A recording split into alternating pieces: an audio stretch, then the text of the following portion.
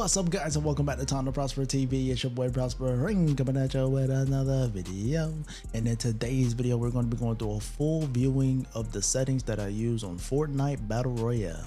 Alright, so for the first tab, we're going to go to settings here, and under the display settings, I play on full screen, 1920 by 1080, 240 FPS cap rate. We play on performance mode. I don't mind DX12 as well. DX12 has a little bit better graphics. Those only two I play on. Performance mode DX12. Brightness default. We keep a lot of this stuff default. No colorblind. 3D resolution on 100.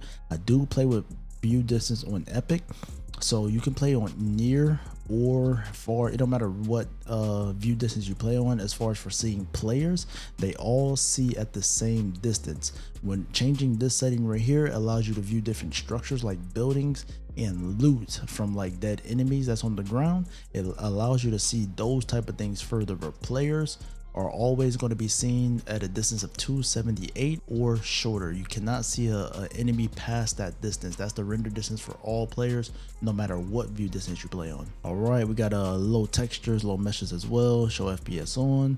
Let's go on over. I guess you don't really need sound settings, but or actually, if you want to ever see how to get the footsteps on the screen, you know, where it shows like footsteps of people walking, and sometimes the shot sound effects too, it pops up in the orange. That's visual sound effects. You want to make sure you turn that on. That's how you get like that some extra info from the people that are around you in the area. I know a lot of people have asked about that. All this stuff is pretty standard too. Let's head on over to the third tab. This is some of the stuff that I prefer to use, like toggle sprint, auto open doors.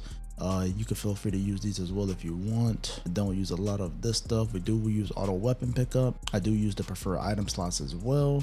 Those are pretty nifty. If you play building, you got some things here. I don't really mess with builds anymore. And I think that's everything for, whoa, what is this? Oh, heck, no, I'm about to turn that off. Okay, I'm glad we made the settings video. Hold up, make some changes. All right, on to the next tab. Got the reticle on. A lot of people ask how you get that exclamation point whenever you get a headshot, or how you get the shield icon pops up when you're hitting for shield. That's going to be right here. Reticle damage feedback is a newer thing that they added. If you put it on hits and icons, that's how you get those symbols up that show whenever you get a headshot or shield damage mark on an enemy. Everything else here is pretty standard. You can feel free to use these if you want to. I'm just going through a full viewage of the settings because I get that question a lot. Here's the sensitivity that we play with on mouse and keyboard. I'm on 1600 DPI, and that's 3.5. If you use 800 DPI, the equivalent to that is 7. So you would just double it. Or if you play on 400 DPI, it would be 14.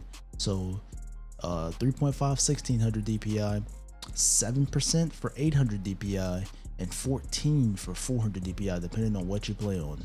Got targeting sense at 33%. This is for your ADS, your non-scoped weapons. And then I use a very low scope sense, 25.6%. The 0.6 and all that doesn't matter. I just haven't rounded the number or anything. But this is the exact scope sense that I'm playing on at the moment. Now here we move down to the double movement settings on mouse and keyboard. I use 75, 90, and 100. I use these standard numbers right here, straight down the middle. These are my double movement settings right there. And that's a short video for you, man. Everybody been wanting to see the settings. We made that video. Don't forget to drop a like on the video below. Thank you guys for tuning in as always, and we'll see you in the next one.